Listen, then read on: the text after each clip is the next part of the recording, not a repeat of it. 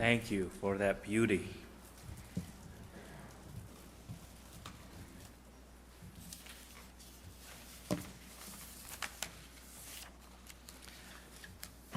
"20 years ago, I attended a lecture by an Orthodox priest who was visiting our seminary from Lebanon.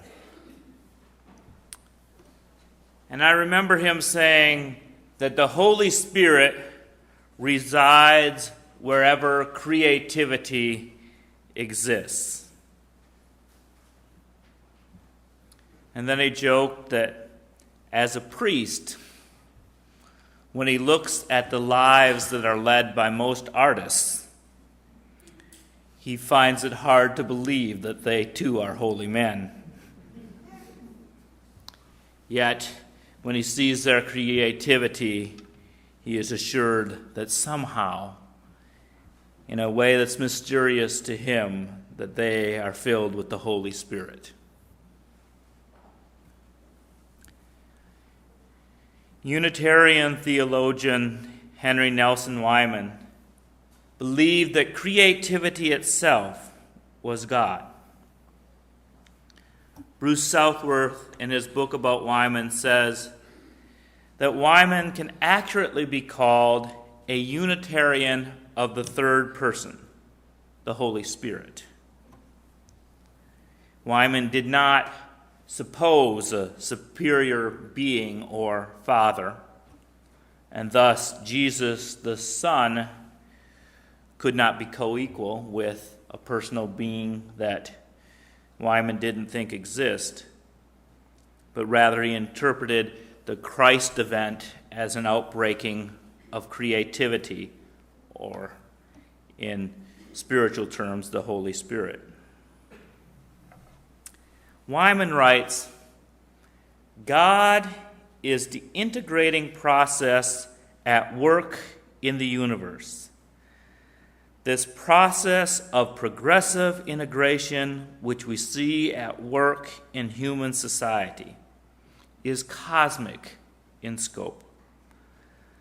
Electrons interact in such a way to make atoms, atoms to make molecules, molecules to make cells, and cells to make living organisms, and living organisms to make individual minds and human society." For Weiman, God was not a noun, a person, but rather a process in which we all lived. Richard Layton writes that Weiman made a distinction among three approaches to religion. First, those who say that the object of supreme devotion is a supernatural personality, which would be the traditional theism, and in the same category, he included those who called it a cosmic consciousness, according to Whitehead, or as being itself, Paul Tillich. The second option would be that those who deny the existence of a supernatural personality and believe that there is no reality worthy of supreme devotion, and that would be atheism or humanism. Weiman tried to stake out this third position of those who maintain that God, in quotes, is not a personality, but an actual process of creativity operating at the human level. Now, of course, he wasn't without his critics. From the people in the second position, the humanists and the atheists, was saying that, well, he's unnecessarily giving the label God to a purely human process. And traditional theists would argue that he is an atheist who is dressing in God's clothing. Some of his biography from Ralph Burho. He was born in 1884 and became a professor of philosophy of religion at the University of Chicago in 1927 and served until 1947. And then he was professor of philosophy at the University of Southern Illinois, 56 to 66. Now, he had been ordained as a Presbyterian minister in 1912, and it was while teaching at the University of Oregon in 1949, he was asked by a Unitarian clergyman, "Why aren't you a member of a Unitarian church?" Whereupon Weiman became the member of the church in Eugene. He was fellowshipped as a Unitarian minister in 1950, and he continued to work throughout his retirement, which was very active, and lectured at Meadville Lombard in 67 and 68, and even did a lecture 2 weeks before his death at age of 91 in 1975. In his 1963 book, My Intellectual Autobiography, Weiman writes, "The problem which has engaged me for the past 50 years can be put in the form of a question. What operates in human life with such character and power that it will transform man as he cannot transform himself, saving him from evil and leading him to the best that human life can ever reach?" Though Weiman often used theological language, he always looked for evidence of this in the human experience. He had little use for speculative theologies that went beyond what the human could observe or subjectively intuit or feel. He said, "A religion based on belief and not corrected by empirical inquiry is very likely to be an evil." He says, "The conventional religious term for creative transformation operating beyond the control of conscious volition to save from evil is grace." You can see why one word, grace, is used instead of creative transformation operating beyond the control of conscious volition to save from evil. But he goes on to talk about how this word doesn't have any meaning unless we look and say, how does that get operationalized in human life? The word can do nothing more than give us the exalted feeling that we are not as others because we are recipients of God's grace. Without empirical evidence to support the claim, this is nothing but moral arrogance with the consequences that are often deadly. The transcendent, the supernatural, the ineffable, the infinite, the absolute being itself, and other ideas inevitably lead inquiry astray unless they can be identified with something which observably operates in human life. So rather than trusting in a revelation of God described in the Bible or speculating about a God that is ultimately unknowable, Weiman focused on human experience and said that human experience itself is an observable manifestation of God. Roberta Finkelstein writes, "You can characterize Weiman as humanistic, not in the sense of rejecting the existence of God, but in the Renaissance sense of asserting the centrality of the human experience. So people enter into certain profoundly important relationships, and something happens. That something, creative interchange, is the energy that is created when people get together and learn from each other, stimulate and challenge each other, spark off of each other. Creative interchange is transformative. Weiman believes that people are changed by their relationships. It is a generative in that the changes wrought by positive relationships make us more caring, more nurturing.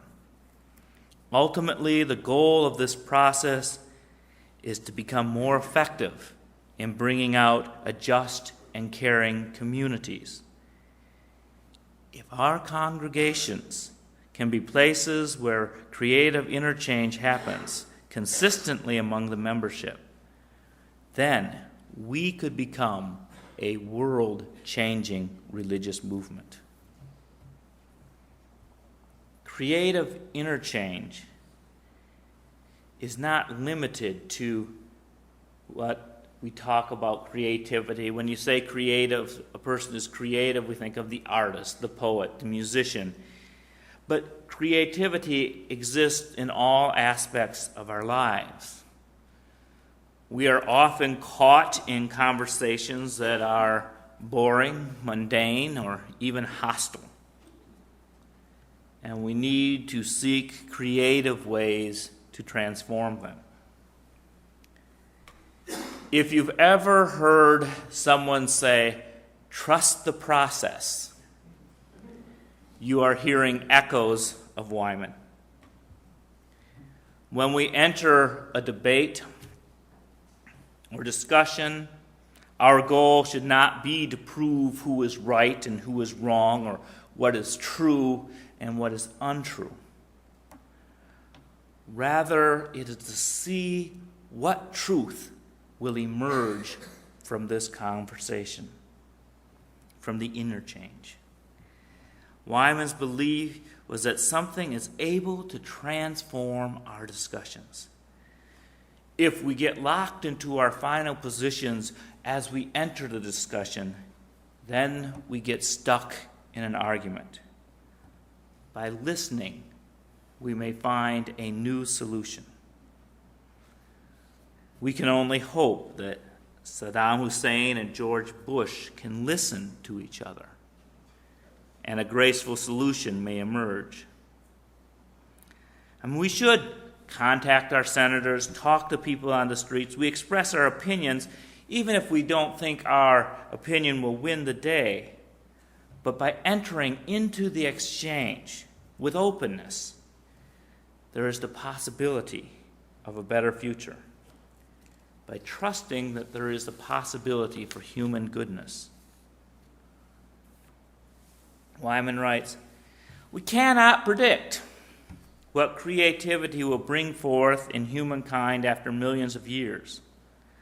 But there is much more reason to believe that creativity will save us at the last than there is reason to believe in divine intervention or in any other form. They who believe in divine intervention at the end of history, called eschatology, admit that they have no other evidence than a conviction of faith defended on the grounds that it saves us from despair. But when God is identified with the creativity of history, we have good reason to believe in a kind of divine intervention, if one chooses to use such words."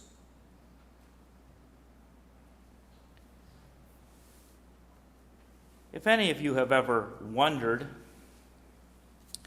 how Dr. Martin Luther King became a doctor, his dissertation was a comparison between Weiman and Paul Tillich. King believed in a personal living God and thus disagreed with Weiman. But he was intrigued by Weiman's notion of God as the source of human good. Weiman's influence on King is evident in his 1963 speech, Strength to Love, which I referred to last week, when he talks about the creatively maladjusted.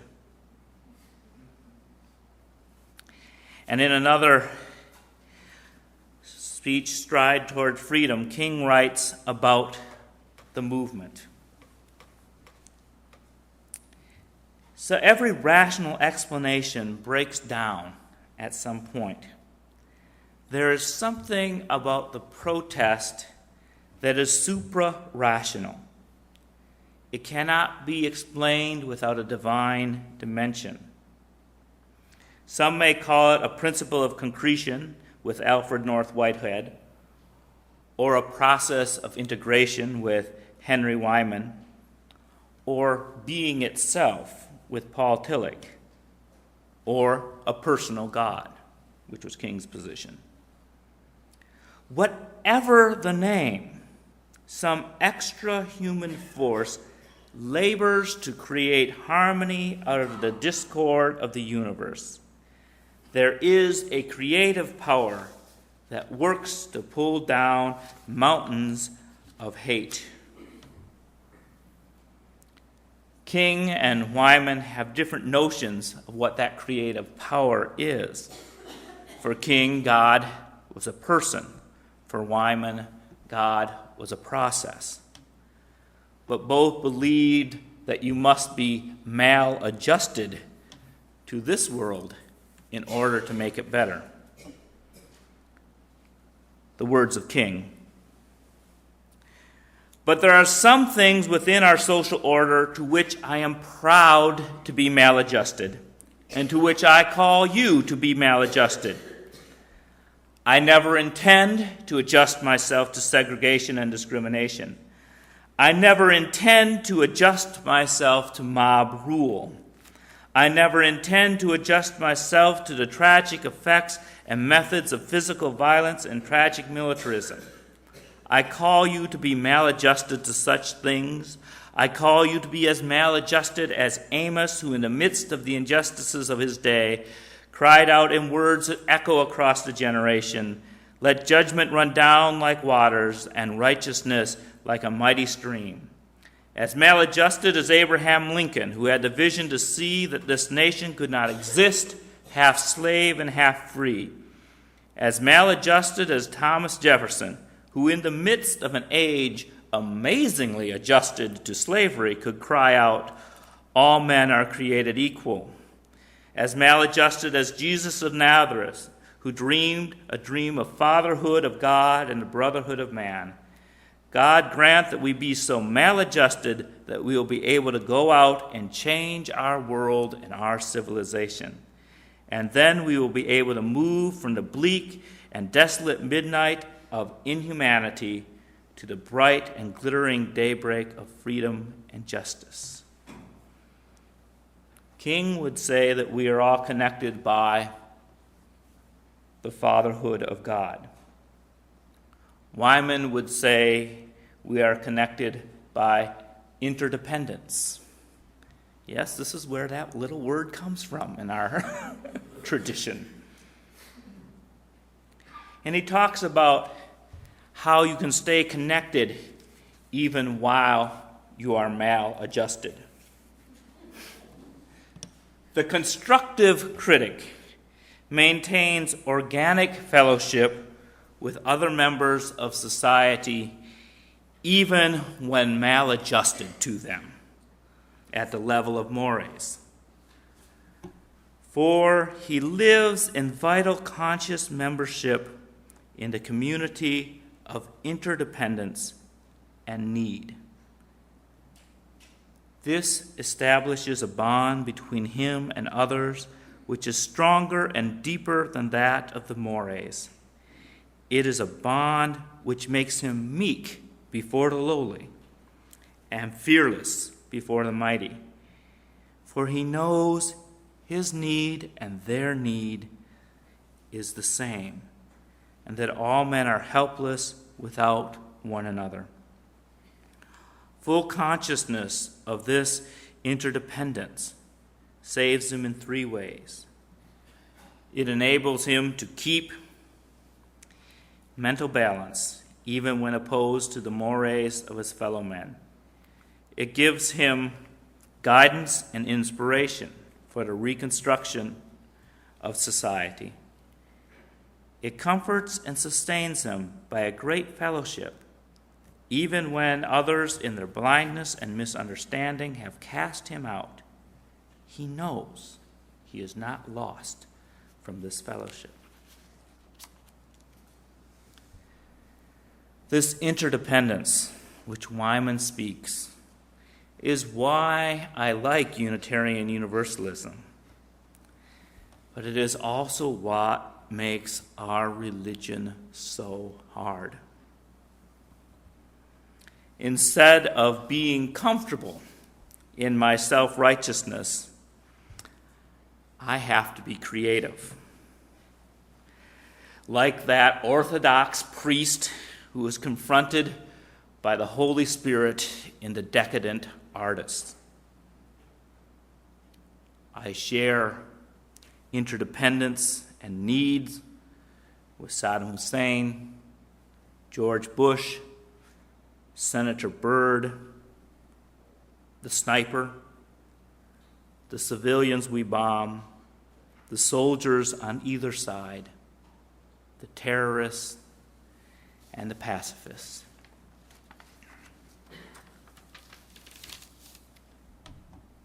And Weiman says that's why we gather to worship. It's to enable us to grope our way into this community that underlies the mores. Discernment of the community and adapting to its requirement is important. But we need to look at the great brotherhood beyond mere sentimentality. To turn away from all other things and contemplate the fact of this unexplored interdependence of men with all its possibilities, which Weiman called God, and strive to attain some deeper insight of this great fact of human interdependence and fellowship, wherein Weiman felt God was revealed. He says we should establish this questioning attitude by some such words as these, repeated many times. The words he wrote were, I enter into the deep, organic, creative community with all mankind. And I take liberty with his words, since he said words such as these, to update them and get rid of the sexism inherent in writing of his day, and say, let us enter into deep, organic, creative community with all humankind. Let us enter into deep, organic, creative community with all humankind. May we bless and be blessed. Please join in singing hymn number 197. There are numerous strings in our lute. Before you stand, let me talk to you about the hymn just a little bit, because it has some resonant issues that you might want a little help with. In the beginning, there is the refrain, which is only the first two lines, and then you jump down to the third line and sing verse 1. At the top of the... It's okay, it's all right. At the top of the second page, above the words there are, very top corner, you see D period S period above the music. That stands for dal segno, which means go back to the funny little sign thing, which looks like an S with dots and a line, which is back at the beginning of the refrain. So when you get to the end of the first verse, which is the top of the second page, right up here, you go back to the dal segno and you sing the refrain again. When you have sung the refrain the second time, then you jump ahead to where you left off to verse 2. So follow the numbers, verse 2. Verse 2 lasts for only 2 lines. Then there's another DS, dal segno. Go back to the funny thing and sing the refrain again. And then jump to the third verse. After you've sung the 2-line refrain, jump to the third verse, which begins right at the end of the third line of the second page. And when you get to the bottom, dal segno again, sing the refrain the last time. So I